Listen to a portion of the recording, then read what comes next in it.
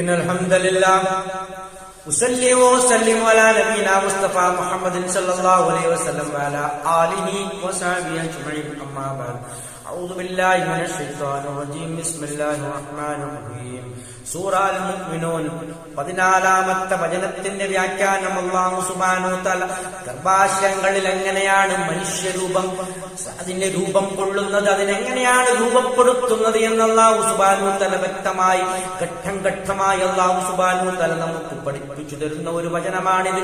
നോക്കൂ നിങ്ങൾ, സുമ്മ ഖലഖ്നൻ നുത്ഫത, സുമ്മ പിന്നീട് ഖലഖ്നാ നാം സൃഷ്ടിച്ചു, അന്നുത്ഫത ആ ശുക്ലബിന്ദുവിനെ സൃഷ്ടിച്ചു, അലഖ ഒരു രക്തപിണ്ഡമായി സൃഷ്ടിച്ചു എന്ന് പറഞ്ഞാൽ രക്തപിണ്ഡമാക്കി മാറ്റി. ഫഖലഖ്നൽ അലഖത പിന്നീട് ആ രക്തപിണ്ഡത്തെ മുളഖത്തൻ ഒരു മാംസപിണ്ഡമാക്കി മാറ്റി. ഫഖലഖ്നൽ മുളഖത ഫഖലഖ്നാ നാം സൃഷ്ടിച്ചു അൽ മുളഖത ആ മാംസപിണ്ഡത്തെ ഇളാമൻ എല്ലുകളാക്കി മാറ്റി എന്നാണ് അല്ലാഹു പറയുന്നത്. അതിനെ എല്ലുകളാക്കി സൃഷ്ടിച്ചു എന്ന് പറഞ്ഞാൽ അത് എല്ലുകളാക്കി അല്ലാഹു അതിന് രൂപം കൊടുത്തു. ആ എല്ലുകളെ അല്ലാഹു സുബ്ഹാനഹു വ തആല അതിനെ ധരിപ്പിച്ചു എന്ന് പറഞ്ഞാൽ ആ എല്ലുകളെ പൊതിഞ്ഞു.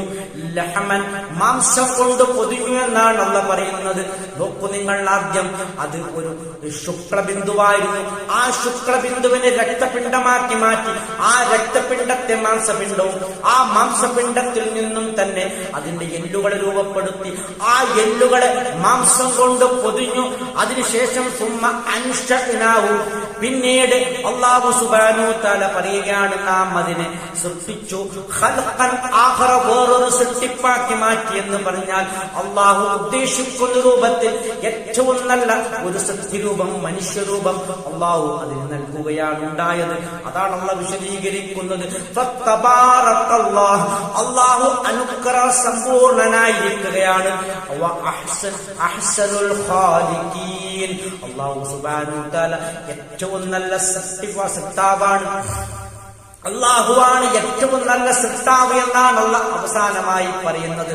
അല്ലാഹുവിനെ പോലെ ഏറ്റവും നന്നായി സൃഷ്ടിക്കാൻ കഴിയുന്നവൻ ആരുമില്ല എന്ന് ഖണ്ഡിതമായി അല്ലാഹു തആല പ്രഖ്യാപിക്കുകയാണ്. അഹ്സനുൽ ഖാലിഖീൻ അല്ലാഹുവാകുന്നു ഏറ്റവും നല്ല സൃഷ്ടാവ്. ആ അല്ലാഹു ഉദ്ദേശിച്ച രൂപത്തിൽ മനുഷ്യന്റെ ഗർഭാശയത്തിൽ അല്ലാഹു അതിന് രൂപം കൊടുക്കുകയും അതിന്റെ പൂർണ്ണ വളർച്ചയെത്തി അത് പുറത്തേക്ക് വരികയുമാണ് ചെയ്യുന്നത്. ഇത് കൃത്യമായി അല്ലാഹു സുബ്ഹാനഹു വ തആല ആയത്തിൽ കൂടി നമുക്ക് വിശദീകരിച്ചു തരുന്നു. ആഖിറു ദഅവാന അൽഹംദുലില്ലാഹി റബ്ബിൽ ആലമീൻ.